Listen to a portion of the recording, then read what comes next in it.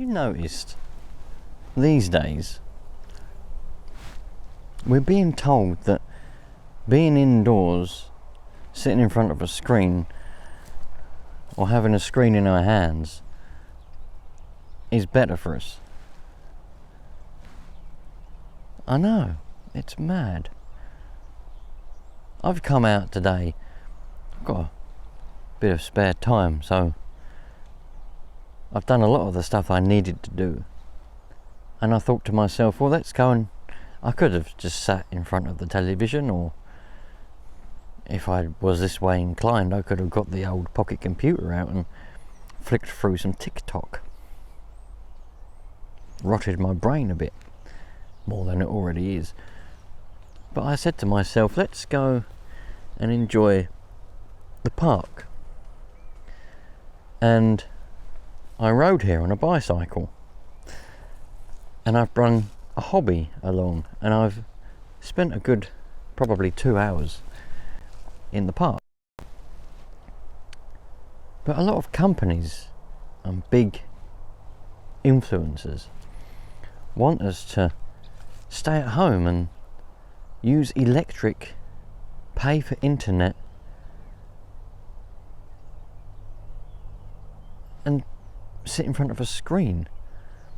That's because then they can make us buy stuff through those methods. I reckon we're in a lot of trouble as humans, because nobody seems to want to admire nature anymore, or just enjoy the country as it is. Children and adults are spending more time indoors on screens. And I know some of you are going to say, well, I go down the park and I sit on a bench or lay on a blanket out in the sun. You do, maybe, but there's quite a lot of people, not now, but I've noticed, they do that, but they sit there with their phone in their hand flicking through TikTok while laying under the sun on a blanket. The best of both worlds, you might say? Maybe. And the other thing that I've noticed in my observations over the last years, and this one I am guilty of, as I'm guilty of a lot of the things I talk about, somewhat of a hypocrite maybe you would say. TikTok I definitely haven't got. Everyone pays for 2 lots of internet. Yeah, so do you probably, unless you're smart and you realise this. But most of us have a mobile phone pocket computer these days with internet data on it. Most of you probably just have the unlimited one because the companies that sell you it tell you it's the best one to have, and you probably pay an extortionate amount of money, 60, 70, 80 pounds a month for the phone contract and the internet data. I would imagine, I don't know. But then you probably go home and you also pay to have internet in your house, Wi-Fi. Probably 20, 30, 40, 50, 60, 70, 80 pounds a month. I don't know what you pay. When you just go home and you're probably stuck on that phone that you've also paid for internet for.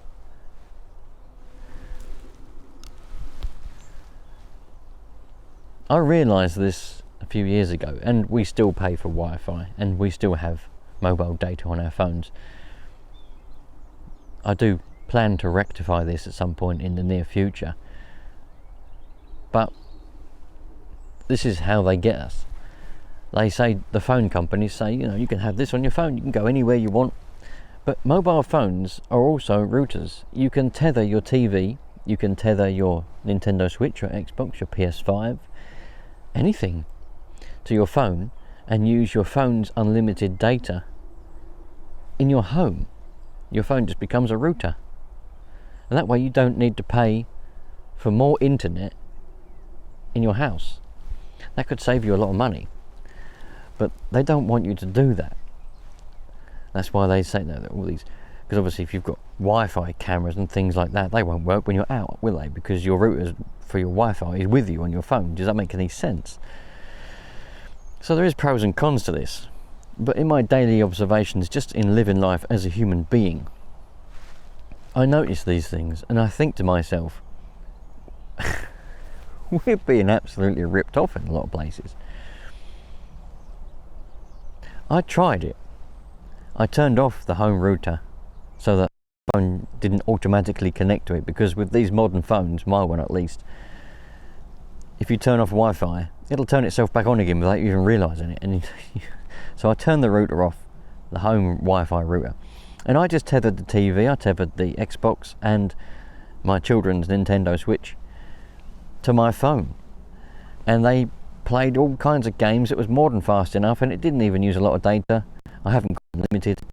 I pay £10 a month for my phone. I'm not paying extortionate prices just for a mobile phone that I don't really even need. Just as well as the home Wi-Fi. So why are we paying for two of them? Companies want you to stay at home. They want you to spend your money on things that you don't even necessarily need. A lot of things you're paying twice for.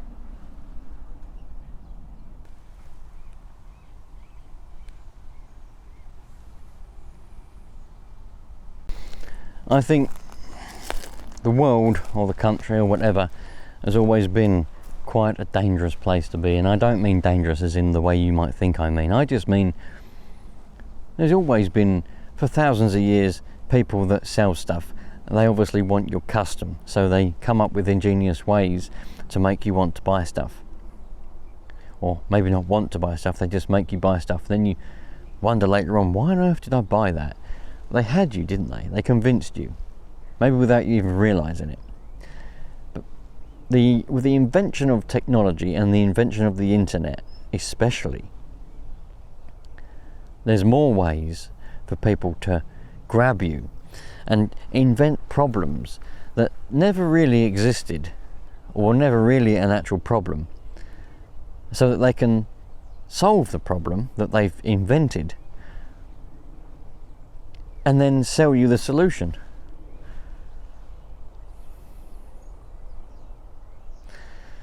Yeah, I know. So we didn't just have the problem that we had before. The problem before was, if you was to be sold something that you didn't necessarily want, you did have door-to-door salesmen that come and force things upon you, Kirby vacuum cleaners and things like that. But you could just shut the door on them and say, no, I don't want it, bye. Or you'd go down to the high street and there'd be shops and that, trying to grab your attention, trying to sell you stuff that you probably didn't really need, but there was no harm in that, you know, harmless stuff. These days, it's everywhere, and a lot of people really have trouble distinguishing what's right from wrong on the internet, and what's real and what's not real, and that's why people are going bonkers these days. They can't distinguish reality from not reality. They think everything they see on that mobile phone or on the internet is reality, and they can't distinguish the difference. And so they go on wherever they go, adverts pop up, things happen, they end up buying a load of rubbish, which then fuels them companies, because they get a load of revenue, money. They keep going and going, and it's a big circle, and they grow and grow and grow. We're all in a lot of trouble now this is happening, but it's the modern world, and we can't do anything about it really. This is just an observation of mine, and I think the world has gone bonkers. I really think the world has gone bonkers. If you could pick a certain time that you've lived in, or even if the time you haven't lived in, maybe. For me, for example, I think from talking to people and watching films and videos and all this kind of stuff, I think I would like to go to the 1980s or the beginning of the 1990s, but take away the power cuts, the 3-day weeks of the 70s and all that kind of stuff, and have some of the modern day things, like we don't have power cuts anymore and there's all this kind of stuff. It seems that people were a lot happier back then. You had less, but you were happier. There is such a thing as there's too much of a good thing. So technology is a good thing, that it's been invented and it's growing. It's good in hospitals, medicine, equipment, keeps people alive, heart attacks, all that kind of stuff.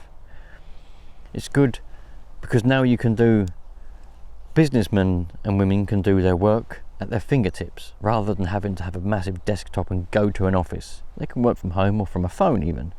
Used correctly, it's great. But there's too many people and too many opportunities to use technology for the bad.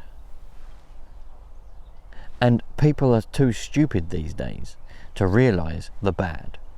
And they lap it up because they're told that it's good. This is a big company. They've said this is good. It must be good. It's mad. Anyway, maybe that's given you something to think about. I don't know. I'll see you on the next one. Give me your opinions to what I've just said in the comments, please, because it's just an observation, just my general life. I'm the same as you. I go around life thinking to myself, oh, this is interesting. I wonder why that is. This is happening. I don't like that. This is happening. I like that. Blah, blah, blah. The same as everybody. The difference is I talk about it. I don't moan about it. At least I don't think I moan about it. I just accept things for what they are. I can't change anything, but I talk about it because it's fun. I'll see you later. Love life, because it is great. Doesn't matter what you think, life is great still, even to this day. Go and enjoy your local park. Go and enjoy a hobby that you might have in your spare time, instead of sitting mindlessly brain rotting your brain. That didn't really make sense, but it worked. With your TikTok, Snapchat and all that rubbish. Watch a bit of wholesome TV or something. Or, even better, go outside, enjoy the country. Even if you don't live anywhere near countryside, you might live in a city, just go out for a walk rather than sitting indoors. It's better for you, it's good for you, it gets the blood flowing, and it makes your mind actually work rather than sitting there mindlessly staring at a screen. I'll see you later. Love life.